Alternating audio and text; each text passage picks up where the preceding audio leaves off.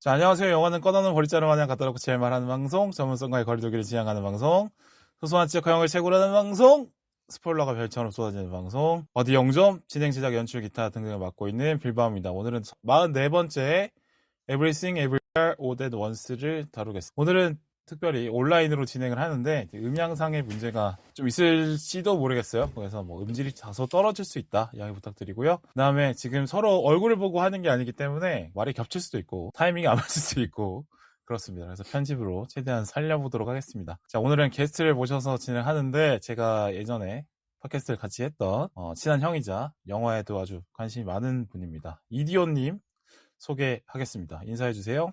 네, 안녕하세요. 이디옷입니다. 반갑습니다. 빌바오님, 오랜만이. 아, 그렇죠. 네, 저희 뭐, 통화로 몸을 좀 풀었는데, 그렇죠. 오랜만에 만난 걸로 해야겠죠? 방송상으로. 네네네. 네, 오랜만입니다. 사실 뭐, 1년에 한 번은 그렇게 꾸준히 봤는데, 그죠? 그쵸. 네, 이렇게 또, 그래서, 오랜만에 또 방송을 같이 할 생각을 하니까, 무척이나, 뭐랄까, 설레는데, 어떠십니까? 네. 아니, 사실 우리가 웃지마 5년 전에 마시고요. 팟캐스트를 대답을 해야죠. 네. 아니, 제가 아까도 네. 말씀드렸지만 이제 코로나 네. 기간 동안 거의 네. 사람을 잘 만나지 않고 네. 거의 무건수행하듯이 살았어요. 아, 네. 그래서 지금 그래서, 네. 말이 너무 느리다고 핀잔도 들었는데, 네네. 네. 뭐 그런 부분들 좀, 그동안 빌바오님은 혼자 방송을 네. 하시면서 이 방송 예. 스킬이 굉장히 많이 늘으셨더라고요. 아, 아니죠. 저는 재능이 있는 인간이라 그때도 잘했고 지금도 잘하고 있다 이렇게 생각하고 있습니다. 어떠십니까? 재능이라고 하기에는 이게 사람이 확실히 노력을 해야 된다라는 생각이 드는 게, 예. 우리가 예전에 팟캐스트를 한 게 벌써 5년 전이잖아요. 그렇죠. 5년 전, 6년 전. 네, 그때 우리가 매주 같이 만나서 그때도 영화에 대해서 떠들고 네. 얘기를 나눴었는데, 사실 그때 팟캐스트가 우리만 재밌었어요. 우리만 재밌었고 그랬군요. 네. 별로 듣는 사람을 고려하지 않은 방송이, 특히 네. 빌바오님이 네. 그랬던 것 같아요. 자기 드립하는데 네. 너무 몰두하셔가지고. 저는 그때는 제가 그런 줄 몰랐는데 지나고 나서 뭐 돌이켜보고 그다음에 제가 스스로 방송을 만들다 보니까 내가 미친놈이었구나 생각 많이 하고 있습니다. 그래서 그 그러니까요, 당시에 이게 진행을 해주셨고 편집을 해주셨던 분들에게 심심한 사과를 네. 좀 드리고 싶네요. 그러니까 지금 빌바오님 방송을 들으니까 확실히 그때보다 성숙해진 게 느껴집니다. 저는 옛날에 저가 더 그리운데 지금 너무 재미없어진 것 같아가지고 그때가 지금이 낫군요. 아니, 너무 개그에 욕심 부리지 않는 게 또 더 좋아 보여요. 그렇군요. 저는 네. 글쎄요, 뭐 개그를 뭐 안 해본 사람에게 이런 평가를 듣는다는 게 하나의 좀 안타까운 부분이 있고, 그거 해본 사람은 네. 압니다. 그간에 그 낚시 못 끊는 것처럼 있거든요. 그 맛이 있거든요. 그 맛이 아주 감칠난데 그게 이제 중독성이 아주 세가지고 어쩔 수 없어요. 네. 다시 한번 죄송한 말씀을 드리면 그 당시에 그 맛에 약간 미쳐 있었다. 그렇게 다 좋은데. 되겠습니다. 네. 다 좋은데 방송에서는 좀 자제하시면 좋겠다. 네. 그렇군요. 무슨 말인지 아시죠? 네, 뭐 알 것 같아요. 네, 알 것 같아요. 알 것 같고 저는 근데 제 방송은 이제 출연자가 많이 줄었잖아요. 주로 혼자 하거나 아니면 뭐 2명 이렇게 하다 보니까 예전이 그리워요. 네, 예전이 그립습니다. 맞습니다. 네, 나만 그리운 것 같아서 다시 한번 죄송하다는 말씀 드리도록 하겠습니다. 사실 다시 하고 싶어하는 사람들이 많지 않더라고요. 그때 만나셨지만. 그랬나 봐요. 네, 그래. 각자의 추억은 다르게 기억되니까요. 네, 그럴 수 있다. 그렇죠. 맞습니다. 이렇게 아무튼 다음에 죄송하다는 말씀 드리고 다음에 제가 밥이라도 사야겠다는 몇 번째 죄송하다고 말하고.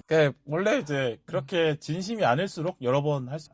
그렇죠. 아무튼 이렇게 저라도 5년 만에 다시 만나서 또 얘기를 나눌 수 있다라는 게 또 행운이지 않나. 그렇죠. 행운이죠. 네. 그때는 다들 미혼이었고 뭐 해서 그랬는데 지금은 다들 뭐 절반 이상 결혼했거나 할 거거나 그렇죠. 이렇기 때문에 그렇죠. 앞으로 그렇게 만나기 어렵. 맞습니다. 그럼에도 불구하고 저는 한번 다시 하고 싶어요. 그 중국방의 방송을 하고 싶어요. 숙제 방송이라고 할까요? 네. 하시죠. 제가 스튜디오비도 제가 내고 디프리도 제가 내고 아예 모시는 방송으로 한번 하고 싶어요. 우리 그때 추억의 언젠간 그때 이름을 그때 이름으로 다시 꺼내서 할까요? 그때 한번 불러볼까요? 추억의 이제 기억이 안 나가지고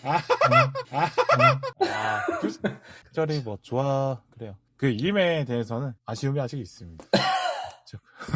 좋습니다. 네, 저 좋습니다. 예전 팟캐스트 추억을 얘기해봤고요. 네. 예전에 그 팟캐스트의 느낌이 또 날 것 같아서 또 금방 넘어가도록 해야겠죠. 자, 오늘 영화 네. 에에올 줄여서 이렇게 얘기하겠습니다. 에에올에 대한 간단한 평가부터 시작을 해서 이제 슬슬 들어가 보도록 하죠.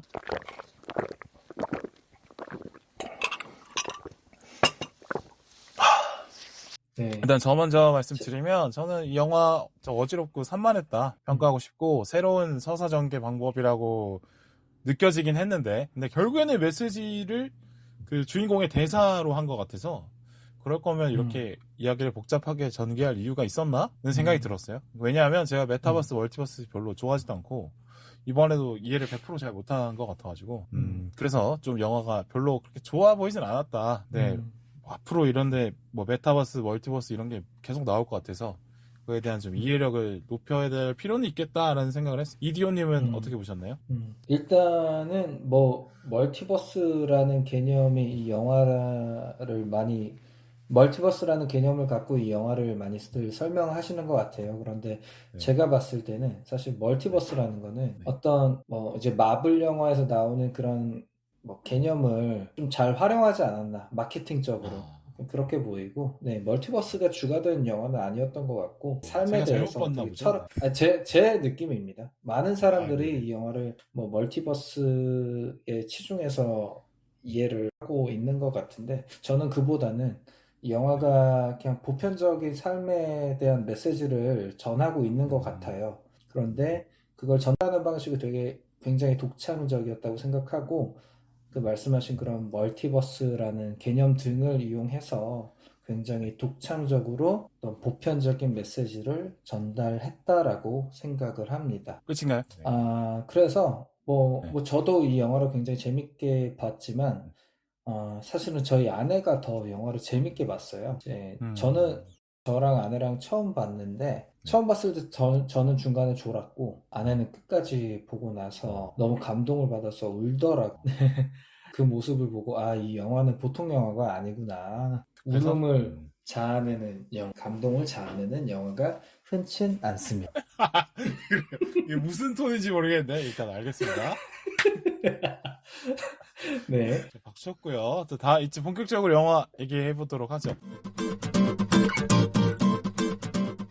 저는 이 영화를 부산국제영화제 제가 작년에 갔었는데 야외 상영 작품으로 봤었어요. 그래서 영화 처음 볼 때 기억이 많이 나더라고요. 그래서 대규모의 인원들이 큰 공간에 모여서 봤던 영화라 특별하게 처음에 봤던 기억은 나는데 영화가 잘 이해는 안 됐던 그런 기억이 나긴 합니다. 영화 좀 어렵다고 생각을 했거든요. 근데 세계관이 맞아요. 일관성 있는 게 저는 좋다고 생각을 하는 편이거든요. 그러니까 판타지도 좋아하고 SF도 재밌게 보는데 그래도 하나의 시간 선형 안에 있고 막 공간을 마음대로 재편집하지도 않고 그래도 그 세계 안에서의 일관성이 있어서 그건 이해할 수 있었는데 이번 영화는 정말 뒤죽박죽한 느낌이 들어가지고 이해하기 어려웠던 것 같아요. 그러니까 다른 세계에 존재하는 내가 왜 다른 나로 인식이 되는지 그게 아직도 잘 이해가 안 되고 다른 세계에서 나와 다른 선택을 하면서 인생을 쌓아온 사람이 나와의 연결고리가 있다고 하는데 그 당연히 말이 안 되지 않나. 그러니까 나와 다른 선택을 계속 해면서 살아온 사람이라고 하면 나라고 할 수 없고 그냥 다른 존재라고 말해야 되는 것 같은데 또 나라고 하니까 또 연결이 된다고 하니까 이게 뭔 말인가 싶은데 그냥 저는 이렇게 이야기를 했어요. 각자의 인생을 스스로 되돌아볼 때 이런 가정을 세워보고 저런 가정을 세워보고 뭐 이렇게 하잖아요. 이랬으면 좋았을 걸. 대학교를 딴 데 갔으면 좋았을 걸. 고등학교를 딴 데로 갔으면 좋았을 걸. 뭐 이런 생각들을 하는데 뇌내 망상 정도를 멀티버스로 이해를 하려고 하긴 합니다. 그게 좀 어려웠어요. 그러니까 상황을 계속 영화를 이해하는 데만 머리를 써야 돼서 그게 상당히 좀 어려웠던 것 같아요. 그러니까 영화 전체적인 흐름을 좀 읽고 메시지가 이런 거구나를 좀 이해하려고 할 수 있는 순간이 있어야 되는데 그런 게 없고 그냥 계속 뭐 새로운 게 펼쳐지고 이러니까 그거만 이해하다가 영화 끝나버린. 이지원님은 영화 뭐 이해하셨나요? 사실 저도 영화를 이해하기가 쉽지 않았고 그 말씀하신 게 어떤 건지 알 것 같은 게 영화의 세계관을 이해하기가 어려워요. 왜냐하면 영화에서 설명을 안 해주고 그렇죠. 멀티버스라는 세계관에 대해서 설명이 없어요. 그 이제 다른 인생이라는 개념이 처음 나오는 장면이 그 멀티버스의 개념이 처음 나오는 장면이 이제 엘리베이터에서 그 에블린과 남편이 대화하는 장면. 거기서 있죠. 이제 남편이 갑자기 이제 약간 획가닥 하면서 다른 사람으로 돌변해서 에블린에게 막 이상한 소리를 쏟아내는데 이제 그게 뜬금없이 나오거든요. 그리고 이후에도 멀티버스에 대한 개념을 영화에서는 설명해주지 않고 그저 보여주기만 합니다. 그래서 뭐 관객의 입장에서는 전혀 뭐 설명이 없기 때문에 당연히 이해하기가 어려울 것 같고 그거는 영화의 제 감독의 의도된 표현이지 않았나 싶기도 해요. 그래서 그 부분을, 그 세계관을 굳이 이해해야 할 필요가 있을까라는 생각도 들긴 하는. 제가 어려웠던 부분은 사실 이 영화는 굉장히 철학적인 메시지를 전하고 있다고 생각해요. 여러 가지 메타포가 있고 어떤 중요한 메시지들이 있는데 그것들을 다 캐치하기가 어려웠던 것 같아요. 사실 어느 정도 인문학적인 지식이 많은 경우에는 그런 메타포들을 다 이해할 수 있겠지만 뭐 저 같은 수준의 일반적인 수준의 관객이 봤을 때는 그런 비유들, 메타포들을 모두 이해하기가 어려웠던 것 같아요. 그래서 제가 영화를 볼 때 영화를 해석하기 위해서 뭐 검색을 하거나 뭔가를 찾아보는 걸 별로 안 좋아하거든요. 그냥 제가 모르면 모르는 대로 제 나름대로 이해하는 편인데 이 영화는 영화를 보고 나서 해석을 좀 찾아봤어요. 그래서 유튜브에 영화 리뷰가 굉장히 많이 있더라고요. 저는 특히 그 조승현 씨가 리뷰한 영상을 봤는데 그분이 이제 불교 철학, 이 영화가 불교 철학을 얘기하고 있다라고 설명을 해주시는 게 좀 많이 와닿았어.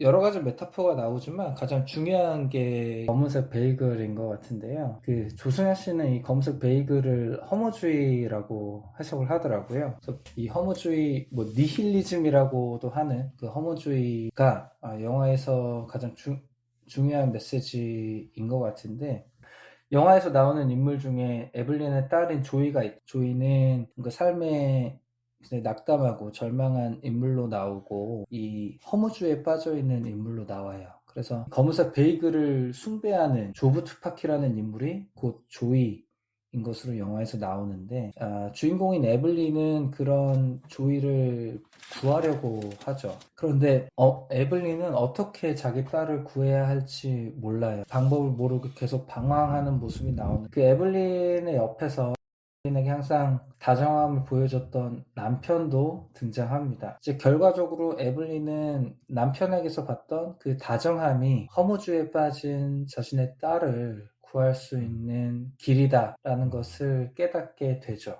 그래서 물론 뒤에서도 얘기하겠지만 이 영화는 허무주의에 대해서 이야기하고 있지만 허무주의와 절망에서 벗어날 수 있는 방법은 어떤 타인의 다정함 또는 사랑이라고 또 말하고 있는 것 같아서 물론 제가 이해한 수준은 여기까지였지만 그 외에도 되게 다양한 메타포가 있어서 영화를 쉽게 이해하기에는 좀 어려움이 있었다고 말씀드릴 수 있을 것 같습니다.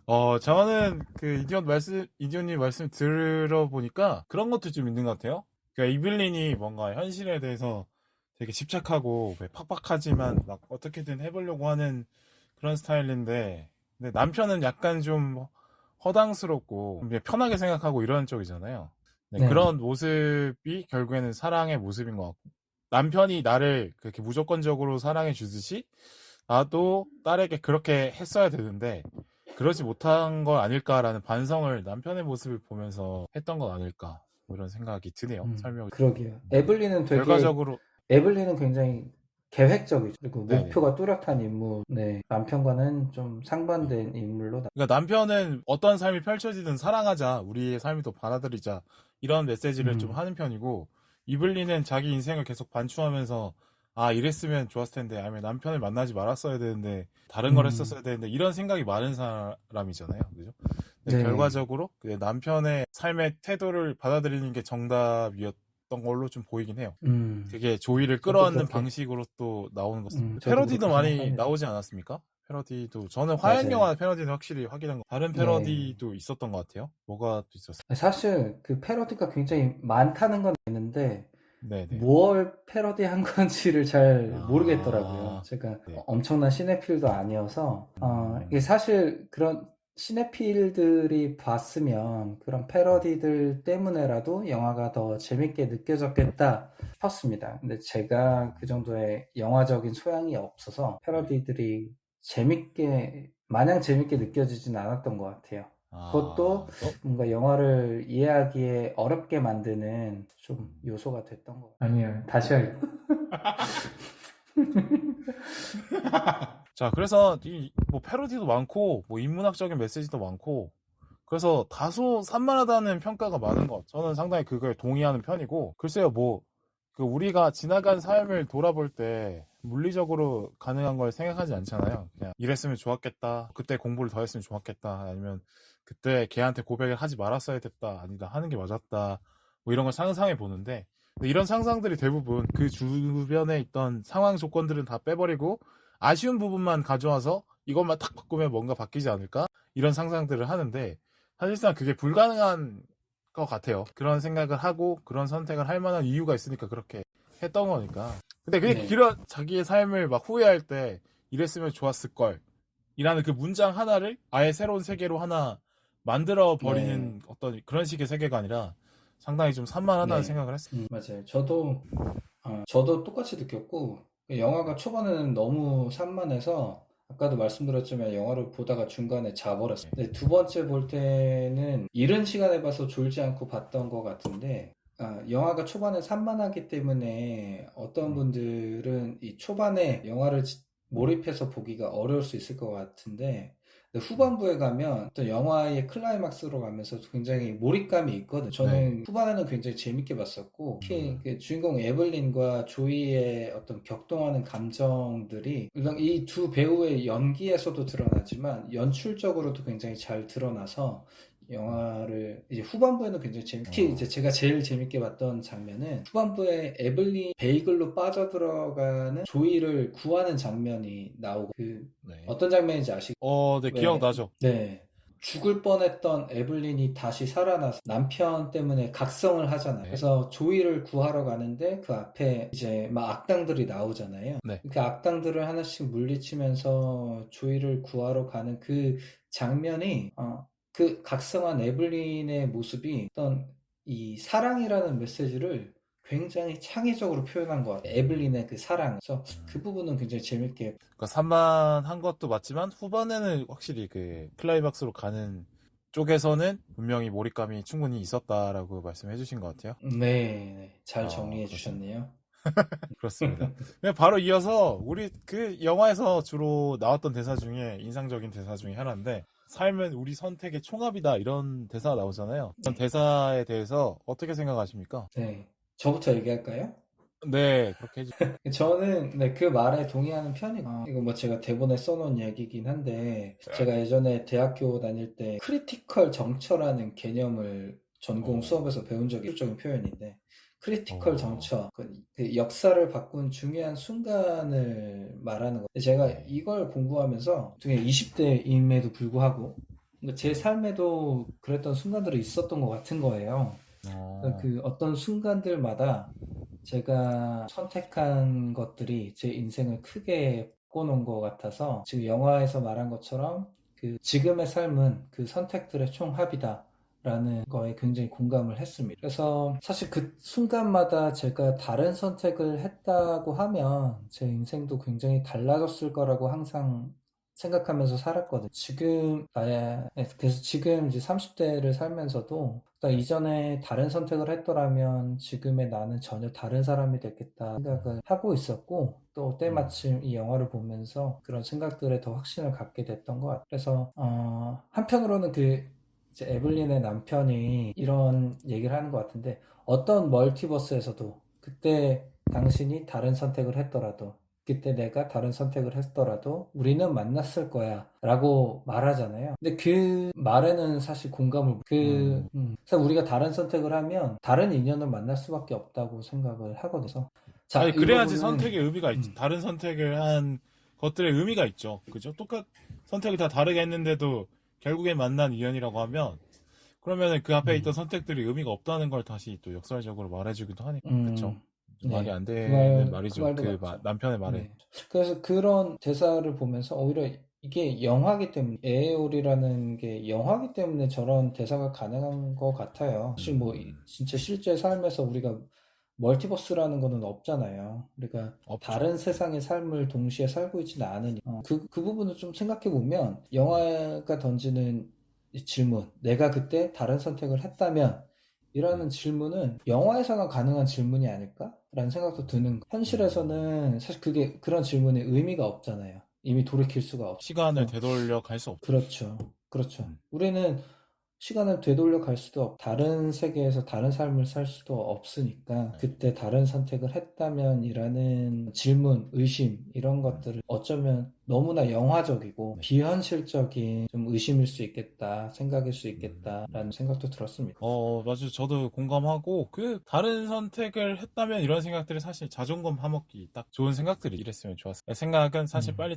떨쳐내는 게 사실 스스로에게 도움이 많이 되죠. 그런 생각을 떨쳐내는. 네. 저도 근데 삶은 우리 선택의 총합이라는 그 말 있잖아요. 네. 동의하신다고 했는데, 저도 사실 동의하는 편이고, 근데 뭐 그런 생각이 들더라고요. 그러니까 이 단어만 들으면 뭔가 이 모든 삶의 결과로 나타나고 있는 현재가 나의 모든 자의적인 선택에 주체적으로 결정돼 온 것처럼 보일 수 있는데, 선택에 쌓여서 지금의 인생이 되는 거는 뭐 맞는 것 같습니다만, 그 선택을 할 때 정말 우리가 주체적으로 선택을 할 수 있느냐, 그건 좀 아닐 것 같다는 생각을 해요. 왜냐면 제가 생각할 때 저는 어릴 때부터 약간 이렇게 말하고 방송하고 이런 걸 좋아한다고 생각을 했는데, 부모님은 항상 이제 고시 보라고, 그러다 보니까 대학도 그쪽으로 많이 갔었어요, 처음에. 그러니까 그렇게 되면 어릴 때부터 자라오면서 부모님의 영향력 아래서 벗어나기 어려운, 그 영향력 아래에 있는 선택도 자기 스스로의 선택이니까 책임을 져라, 이렇게 얘기하기 좀 어려운 것 같아가지고. 그러니까 인생이 선택의 총합인 거는 공감을 하지만, 근데 이 인생의 결과가 만약에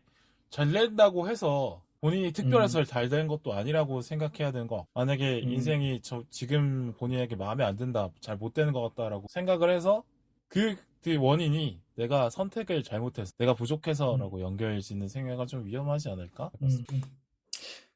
사실 우리가 다른 가능성을 상상할 수 있기 때문에 항상 후회가 남는 것 같아요. 근데 영화도 결국에는 다 상상의 이야기잖아요. 네, 그렇죠. 네, 사실 그렇기 때문에 우리는 좀 상상과 현실을 좀 명확하게 구분해야 될 필요가 있지 않나 합니다. 영화가 던지는 메시지도 의미가 있지만, 이 다른 선택을 했을 때의 우리의 삶이 어떻게 바뀌는지에 대해서 너무 깊이 의미 부여하지 않았으면, 그렇게 오히려 현실에 좀 치중하고 되게 뭐랄까 이제 뜬구름 잡지 않고 땅에 발을 디디며 사는 어떤 태도이지 않을까. 그런데 저는 또 그것도 맞는 말씀인데, 각자마다 또 스타일이 다를 수 있다고 또 생각도 해요. 멋진 어떤, 남들이 봤을 때는 쟤 왜 저러나 싶은 꿈을 향해서 달려가지 않으면 못 살겠다 싶은 사람도 있을 수 있으니까. 네, 맞아요. 그 꿈이 정말 맞습니다. 소중한 사람도 있긴 하니까. 그렇죠. 어려운 문제라고. 이 녹음도 상당히 좀 어렵다라는 감정을 또 느끼고 그렇죠. 있어요. 난해하네요, 굉장히. 편집하실 때 그러니까 힘드시겠는데, 영화 자체도 좀 어렵고, 그러니까. 녹음의 환경도 좀 사실 뭔가 지금의, 어려움에다가 어려움을 곱해서, 그렇죠. 뭐랄까. 우리가 영화를 산만하다고 욕했는데, 우리 방송이 더 산만한 것 같아요. 그 산만함의 절반은 이제 또 본인이 기여를 하고 계시기 때문에. 그쵸. 글쎄요. 제가 절반을 기여했고, 나머지 절반은 그러면 누가 네. 기여했죠? 제가 기여를 하는 거죠. 아니, 다 제 탓이죠, 사실. 이걸 방송하자고 한 내가 잘못일 수 있다. 이 영화를 선택하자고 한 것도 내 잘못일 수 있다. 생각합니다. 이게 내 탓이요, 이렇게 하는 게 또, 제가 어린이 불교학교 출신인데, 그런 것도 가르쳐 주시긴 하거든요. 불교적 가르침을 담은 영화인데, 아무래도 이제 그쪽으로 좀 돌아가면, 애초에 영화를 다르게 선택했어야 되는 게 맞고, 그다음에 이 환경에서 녹음을 하지 말았어야 된다고 하는 게 맞겠죠?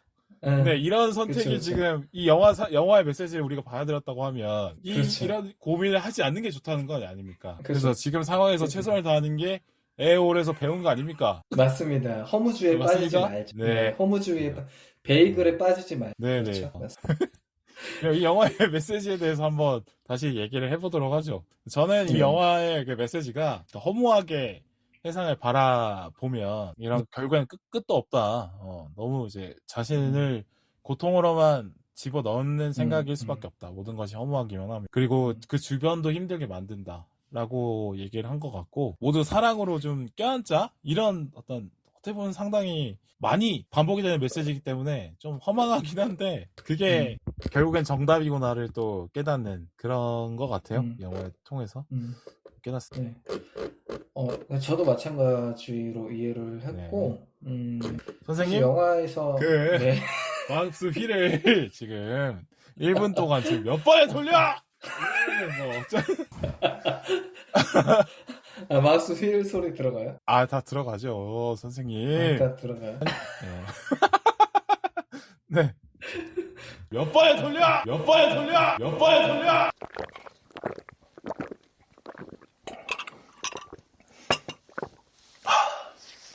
하나 더 있는 게, 그 인생을 허무하게, 세상을 허무하게, 모두 다 의미 없어. 이런 식으로 바라보는 시각을 좀 버리자라고 영화가 얘기하는 것 같았어요. 딸이죠? 그 조이가 돌이 됐을 때 그런 얘기를 하는 거잖아요. 전부 다 우리는 그냥 쓸데없는 돌일 뿐이고, 이런 거 해봤자 별로 아무런 꾸는 것도 없이 그냥 그런 돌 같은 존재랑 똑같다, 사실상.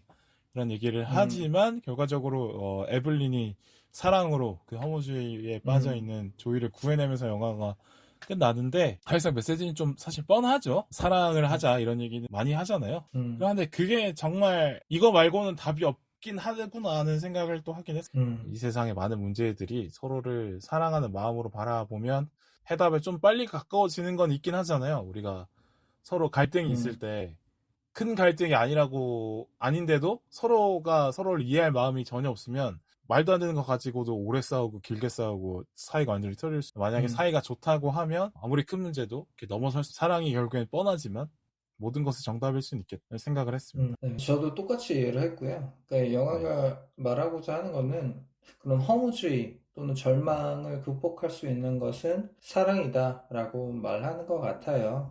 근데 이 허무주의라는 게 아까 뭐 잠깐 불교 철학을 얘기를 했는데 그 베이글로 상징되는 허무주의, 이 절망, 영화에서 그 베이글을 에브리띵 베이글이라고 하잖아요. 네. 그 베이글에는 모든 게 다 올라간, 저는 그 베이글이 어떤 사람의 욕망을 상징한다고도 이해를 했어요. 그러니까 뭐 이것저것 다 원하는, 이것도 하고 싶고 저것도 하고 싶고 이것 갖고 싶고 뭐 저것도 갖고 싶어 하는 사람의 욕망이 결국에는 그 사람을 어떤 절망과 허무로 빠지게 만든다라고 영화에서는 그렇게 이야기한다고 이해를 했고, 이제 그렇게 절망에 빠진 인물이 조이라는 인물이, 그리고 그 조이를 구해내는 것은 결국에는 에블린의 사랑이었다 이해를 했어요. 근데 빌바오님과 마찬가지로 어떤 그런 이제 타인의 사랑을 깨닫기 위해서는 어떤 또 허무주의라는 존재를, 에브리띵 베이글이라는 존재를 좀 객관적으로 받아들일 수 이제 그런 것이 실제한다, 이걸 객관화해서 이해할 수 있는 태도도 굉장히 중요한 것 같아서 불교 철학에서는 이렇게 얘기한 허무주의, 영화에서는 이제 nothing matters라는 대사로 나오는데 아무것도 사실 중요하지 않아 라는 깨달음은 그 불교 철학의 시작이라고 합니다. 깨달음의 시작이라고. 허무주의가 끝이 아니라 시작이라는, 그걸 딛고 다음으로 나아가는 과정이 바로 어떤 타인의 사랑을 느끼는 과정이라고 생각합니다. 제가 어린이 불교학교 출신으로 약간 해설을 해보자면 다 뭐 개똥 같은 소리일 수 있는데, 근데 이게 뭔지 알겠어요. 허무주의가 뭐냐면 결국에는 모든 것이 허무하다는 마음을 갖게 되면 어쨌든 간에 집착은 버릴 수 있잖아요. 집착을 가져봤자 다 의미 없 생각을 하니까. 그러니까 집착을 버리기 위해서는 허무주의가 필요한 거는 맞는 것 같아요. 그렇죠? 근데 네. 허무주의가 왜 깨달음의 시작이라고 얘기하는지는 제가 만약에 추측을 해보면, 불교에서 그런 얘기도 좀 하거든. 사람이 모든 것이 제일 행복한 순간은 어떤 생각에 고여있지 않은, 생각을 하지 않는 순간을 계속 만들어라고 얘기를 해요. 그래서 항상 한 가지 일만 해라. 밥 먹을 땐 밥만 먹어라. 잘 때는 잠만 자라. 책 읽을 땐 책을 읽어라. 이렇게 얘기를 하거든요. 그러니까 그 순간에 집중을 해야 머릿속에 상념이 사라진다는 거. 근데 조이는 자기 앞에 일을 집중하지 않고 있기 때문에 그냥 허무주의라는 그 생각에만 잡혀자는 그 잘못된 거. 그러니까 그 생각 자체도 잊어버리고 뭔가를 앞에 뭐 생산적인 일이 됐던 자기 자신을 위한 일이 됐던 간에 생각을 끊어버리고 무언가에 몰입할 수 있는, 무아지경이 될 수 있는 그런 상태를 만들어라. 뭐 이런 의미에서 허무주의는 깨달음의 시작이라고 얘기한 거 아니에요? 그런 것 같아요. 저도 대충 그렇게 이해했습니다. 어차피 이게 약간 장님 코끼리 만지기식의 해석이 될 수밖에 없는 그런 어려운 영화다. 그러니까 지금 저와 저기 이디언님은 별명 그대로 정말 이디엇이 장님이다. 됐고, 그렇죠. 그렇죠. 그러니까 이름 붙인 대로 이디엇이 됐고, 그렇죠. 네, 에어올이라는 영화는 거대한 코끼리 같이 그런 어떤 그렇죠. 이해할 거리가 너무 많은 그런 영화다. 사실- 마지막 주제일 것 같은데요. 숨가쁩니다. 좋아요. 네, 이 방송을 통해서 더 나은 진행자가 될 것 같다는 그런 희망을 또 얻으면서 꾸역꾸역 넘어가 볼게요. 자, 그래서 마지막으로 이 영화의 서사 구조에 대해서 얘기를 해보죠. 네. 사실 이거는 제가 먼저 이야기를 꺼낸 건데, 이제 이 영화의 가장 특별한 부분은 연출적인 요소에 있다고 생각을 하고, 서사 구조에 있다고 생각을 해요. 이 영화가 갖고 있는 메시지는 특별할 게 없는 것 같아요.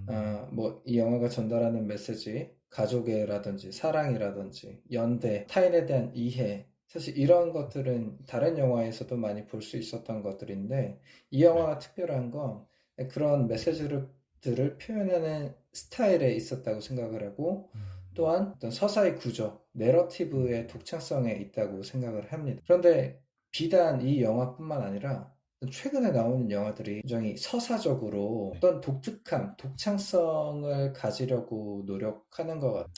예를 들어서 일단 기본적으로 최근 영화들은 스토리를 시간순으로 풀어내지 않고 오히려 그 시간 순서를 비틀려고 하고, 또 어떤 영화들은 이 현실과 상상의 경계를 굉장히 모호하게 그러니까 이 주인공 인물이 처한 현실과 그 주인공이 상상하는 세계의 경계를 모호하게 만들어서 관객들을 혼란시키는 그런 영화들이 굉장히 많은데, 어떤 이 에어올도 비슷한 경향을 갖고 있는 것 같아요. 멀티버스라는 개념을 갑자기 갖고 와가지고 관객들을 혼란스럽게 하잖아요. 근데 이런 연출적인 스타일들이 최근 영화의 트렌드인 것 같다는 생각. 그렇군요. 빌바오님은 어떻게 보셨어요? 그래요. 제 얘기를 듣긴 진행자 하셨어요? 출신이 있어서 그런지 진행도 도와주시고. 네.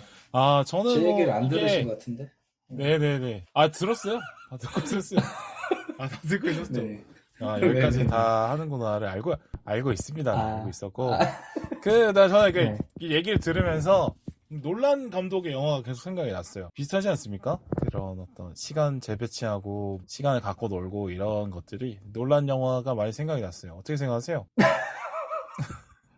근데 약간 논란의 영화와는 좀 다르죠. 저는 오히려 다른가요? 어떤 영화가 생각나냐면, 논란은 어떤 의도된, 어쨌든 논리성이 있는 서사 구조이고, 네. 이 에어올은 어떤 장면들 간의 논리적인 개연성이 없어요.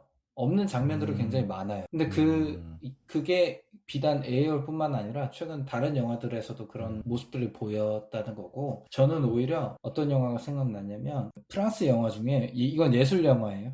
예술 영화고 별로 재미없는 영화인데 그 칸 영화제에서 상을 받은 티탄이라는 영화가 들어본 것 같아요. 들어보셨죠? 네, 티탄이라는 들어는 영화가 봤어요. 있는데 이 영화가 그래요. 주인공의 어떤 상상과 현실, 그거에 대한 경계가 굉장히 모호하고 관객들이 이 영화를 보고 있으면 이게 뭐가 진짜지? 라는 생각을 해요. 그런 표현 방식이 굉장히 독창적으로 느껴졌었는데 에어올도 기존의 메시지, 보편적인 메시지를 어쨌든 신선하게 독창적으로 비틀어서 표현하려는 욕심이 보인 것 같아요. 네, 티탄이라는 영화가 생각나요. 공감하고 아무래도 메시지는 정해져 있잖아요. 가족의 사랑, 연대 이런 거 사실 메시지는 정해져 있는데 거기까지 어떤 방식으로 접근하냐에서 신선함을 찾는 건데 그 신선함을 찾는 과정의 하나로 이제 시공간을 배치를 막 뒤죽박죽 해버리는 걸로 가고 있는 것 같아요. 왜냐면 시공간을 재배치하지 않고 쭉 가는 거는 기존의 영화들이 워낙 많이 했기 때문에 따라가면 클리셰다 이런 얘기를 들을 수 있는 가능성이 있고 저는 이게 기술 발달의 반영인 것 같다고도 생각을 하는 게 요새는 사실 시간에 선형적인 생각을 잘 안 하잖아요. 그러니까 네. 공간 같은 것도 사실 자기 위주로 배치를 할 수 있단 말이죠. 그게 온라인 상으로도 공간이 확장하게 되면서 시공간의 의미가 옛날처럼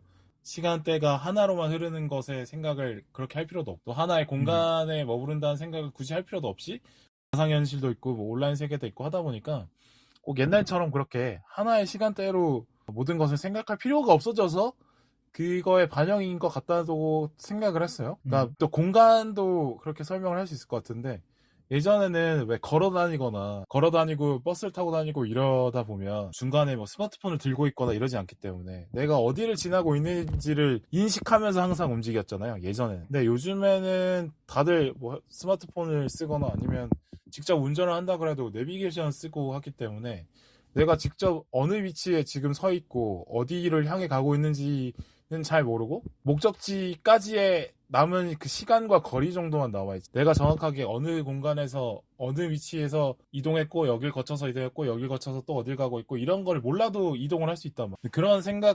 그런 게 요즘 세상인데 그런 게 좀 반영되지 않을까. 그래서 주관적으로 네. 공간을 재편집할 수 있는 게 요즘 세상이라 영화도 그렇게 좀 반영이 되는 것 같아요. 영화에. 그래서 더 영화들이 이해하기 어려워진 것 같아요. 그런 주관적인 연출이라고 하면 적절하지 않을까 싶은데, 좀 연출자의 주관성이 심한 스타일로 관객들은 좀 더 영화를 이해하기 어려워. 그렇죠. 예전 영화들 같은 경우, 그러니까 우리가 흔히 생각하는 영화들 같은 시간 순서대로 배치를 하고 또 거기에다가 단계 쌓아가면서 이야기를 설명을 해줘야 되잖아요. 그래서 그걸 개연성이라고 표현을 하는 거고. 근데 요새는 그런 개연성에 대한 어떤 압박들이 많이 없긴 한 것 같아요. 그죠? 네, 맞아요. 이 부분은 자르셔도 상관없는데, 이런 영화의 경향을 보면 영화가 시를 닮아가는 현대 시를 네. 닮아가는 것 같다는 생각이 들더라고요. 뭐 고전 시, 그러니까 최근 현대 시를 보면 굉장히 추상적으로 느껴지잖아요. 어떤 뭐 연결되지 않는 단어들을 조합을 시켜가지고 시를 쓰는데 사실 저는 그런 시들을 전혀 이해하지 못하거든요. 그런데 최근의 시인들은 대부분 다 그렇게 쓰는 것 같다. 이해하기 어렵게. 그런 걸 보면 이 영화 뭐 예술 영화라고 하는 것들도 그런 현대시의 흐름을 닮아가고 있는 거 아닌가라는 생각. 예전에 비해서 그 창작을 할 때 해야 되는 어떤 절차 같은 거, 약간 공식 같은 게 많이 좀 어겨지긴 하는 것 같아요. 그런 어떤 틀에 맞춰서 많은 것들이 움직였던 것 같아요. 약간 기획 단계에서부터 확 갈라지는 거. 지금 말씀하신 것처럼 어떤 틀에 짜여진 영화는 철저하게 그런 공식에 맞춰서 만들어져. 그렇지 않은 뭐 예술 영화들은 정말 연출자의 주관이 강하게 드러나는 영화로 만들어지는 것 같아요. 이게 영화 제작사가 그 유명한 A24잖아요. 네. 네네. A24 워낙에 핫하니. 홈페이지를 들어가 보니까 이 다니엘 콴 감독의 인터뷰가 있더라고요. 그걸 이제 번역기로 돌려봤어요. 그 인터뷰를 읽어보니까 다니엘 콴 감독이 이 영화의 시나리오를 2016년도부터 쓰기 시작했대요. 그러니까 거의 뭐 한 5년 동안 시나리오를 썼던 건데 그 감독이 이렇게 표현하더라고요. 시나리오를 쓰는 것은 꼭 기도를 하는 것과 같았다라고 표현을 하더라고요. 네. 그만큼 이 다니엘 칸 감독은 시나리오에 공을 들였던 것 같고, 사실 저도 영화를 보면서 시나리오가 도대체 어떻게 쓰여져 있을까라고 엄청 궁금했거든요. 도저히 이거는 텍스트로 담기에는 어려울 것 같은 영화인데 도대체 이 감독은 처음에 시나리오를 어떻게 썼을지 너무나 궁금하더라고요. 근데 이런 시나리오가 나올 수 있었던 거는 그만큼 오랜 시간 동안 이제 감독이 공을 들였기 때문이 아닌가라는 생각이 들었고, 만약에 좀 구할 수 있으면 이 영화의 시나리오집은 꼭 한번 좀 구해보고 싶다는 생각을 했습니다. 약간 뭐 제 추측입니다만 글로 썼다기보다는 콘티 위주로 막 만들었지 않았을까? 이런 생각을 해요. 왜냐면 워낙 독특한 이미지들이 많이 나오죠. 맞아요. 그런 거를 다 머릿속으로 글로는 표현이 안 되는 이미지들이 많아요. 맞아요. 그런 것들을 어떤 정도 콘티처럼 그리지 않았을까. 그럴 수도 그런 있죠. 생각은 들긴 해요.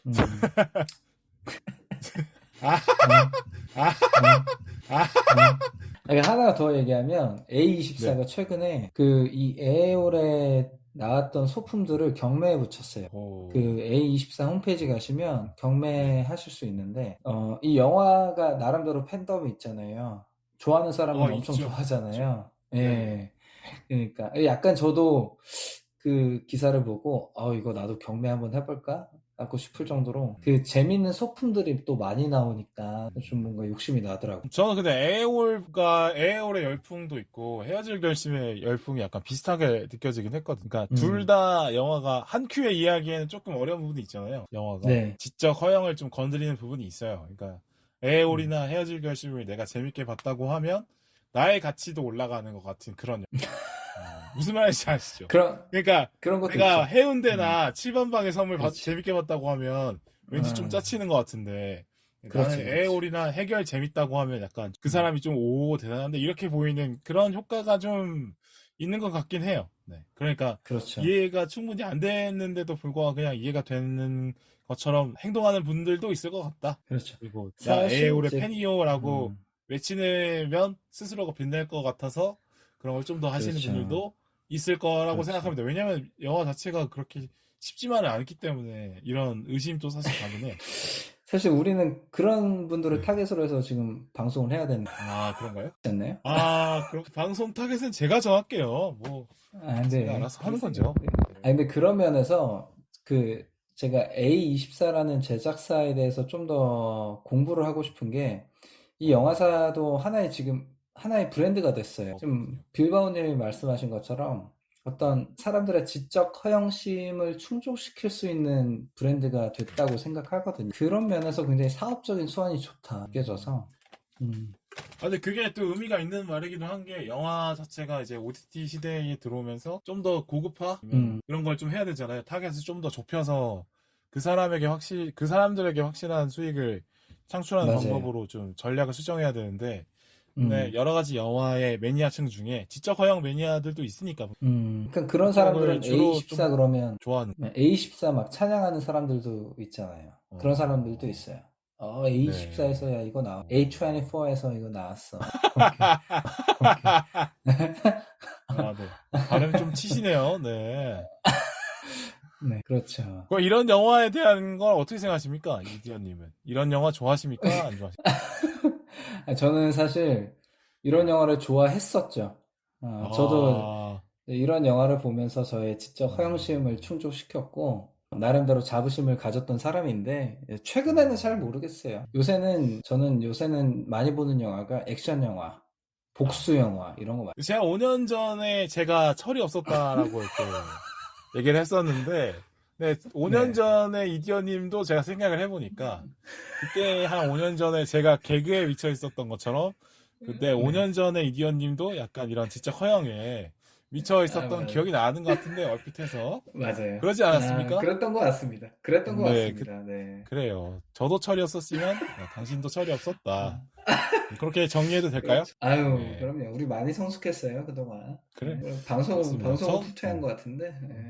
방송 능력은 저희가 한 번 더 하면 더 잘할 수 있다고 네, 생각합니다. 오히려 저는 이런 것 그렇습니다. 같아요. 그러니까 제가 지난 에피소드가 그 어나더 라운드였는데 약간 그 소주 한 병을 다 마시면서 했거든요. 30분 동안. 녹음을 30분 했는데 30분 동안 다 먹으면서 했어요. 그러니까 그 영화를 대하는 태도 그대로 가는 거죠. 그러니까 영화의 메시지대로 술을 즐길 수 있을 만큼 즐기면서 살자가 영화의 메시지인 것처럼 그 약간 메소드 녹음이라고 할까요? 이게 네네. 약간 새로운 장르네요. 같은 작법이라고 보시면 팟캐스트, 되겠어요. 네. 약간 네, 영화 메소드 녹음을 팟캐스트의 우리는 새 하고 장르. 있다. 네, 그렇죠. 아, 그러니까 영화가 혼란한 영화니까 우리도 녹음을 혼란하게 해보자. 그죠. 예, 그죠. 그렇게 하면 될 것 같습니다. 이게 우리의 연출 약간, 의도다라고 생각을 하고 있습니다. 이것이 메소드 방송이다. 그렇죠. 메소드 녹음. 네, 메토스. 메소드 녹음이다. 그렇죠. 그 아, 영화가 약간의 말랑말랑 분위기로 가면 그 영화를 대놓고 갑자기 막 칼같이 분석하면 그게 또 말이 안 맞지 않습니까? 그쵸, 말랑말랑한 그쵸. 영화면 또 말랑말랑하게 하고 긴장감이 팡팡 넘치는 영화면 그건대로 하고 이런 게 맞지 않나 생각이 들어서 뭐 사실 이런 거는 의도하지 않았지만 그 소 뒷걸음 치듯이 멋진 어떤 메소드 연출을 해냈다. 이렇게 저는 평가하고 싶고요. 그 그쵸. 네. 이디오님의 방송 참여 소감 들으면서 이제 마무리 해볼까 하는데 소감 한번 들어볼까요? 사실, 녹음을 하면서 굉장히 저도 허무주의에 빠질 뻔했고, 절망에 빠질 뻔했는데, 네네네. 메소드 아니, 녹음을 우리가 마지막에 추구하다 보니까 그렇죠. 어, 그러니까 녹음 그쵸. 초반기에는 그 조이처럼 네. 허무주의에 빠진 거죠. 근데 후반으로 갈수록 지금 허무주의에서 빠져나오는 거의 한 과정이거든요, 80%는 지금. 빠졌어요. 예. 아, 그렇죠. 네네. 그런데 마지막에 빌바오님이 그렇게 딱 정리를 해주시니까 방송에 네. 참여한 의미가 있고, 굉장히 자부심을 갖게 해서 메소드방, 그렇죠. 어떤 이 에어올이라는 영화에 헌정할 수 있는 방송을 네네. 녹음을 한 것 같아서, 네네. 이제 보람이. 그러니까 우리 중간에 둘 다 허무주의에 빠져서 못 살리겠다, 망했다 이런 허무주의에 빠져 있었잖아요. 근데 우리 후반으로 가면서 나름의 의미를 베이글 찾아내면서 들어갈 뻔했지. 그래, 그래도 이제 살리자 이런 쪽으로 우리가 결론 냈기 그치, 때문에 그 에어올의 메시지적인 흐름과 똑같이 갔다. 그래서 결과적으로 빌바오님이 네네. 빌바오님이 에블린처럼 우리를 네네. 구했다. 아, 그렇죠. 그쵸. 네. 네. 메소드 녹음이 됐다 이렇게 메소드 하면서 녹음으로 에어올의 네. 진정한 헌정 방송을 했다. 그렇죠. 원작을 닮은 녹음을 해냈다. 대단한 그렇죠. 어떤 그런 녹음이다 이렇게 생각하면서 그 트리뷰트 누구보다 감독 에어올. 그렇죠. 그 누구보다 감독의 의도를 정확하게 이해한 리뷰 방송이지 않을까 이런 생각을 합니다. 다른 리뷰 방송들 이 복잡한 이 영화 내가 한 칼에 정리해 주리라 하면서 이를 갈고 막 들어가지 않았겠습니까? 논리적으로 막 이게 그렇죠. 그 혼란한 영화를 하나의 논리로 쭉 세우려고 다들 노력을 그러니까. 하셨을 텐데 근데 우리는 그런 거 안 한다는 거예요. 논리적이지 않은 영화에 논리적이지 않음으로 답하는 게 그죠. 동문서답하지 않고 동문동답하는 거다 이렇게 할 수 있을 것 같습니다. 영화가 혼란스러우니까 방송도 혼란스러워야 되지 그렇죠. 않습니까? 영화 혼란스러운데 우리가 혼란스럽지 않다는 거는 영화 잘못 봤다는 거. 맞죠. 그렇죠. 그건 잘못된 방송. 그렇죠. 그래서 다 저기 유튜브에 수많은 영상들 다 한번 재고해 보시기 바랍니다. 저는 제 방송에 대해서 소감을 말씀드리자면 어느 정도 다 하긴 했는데 뭐랄까요.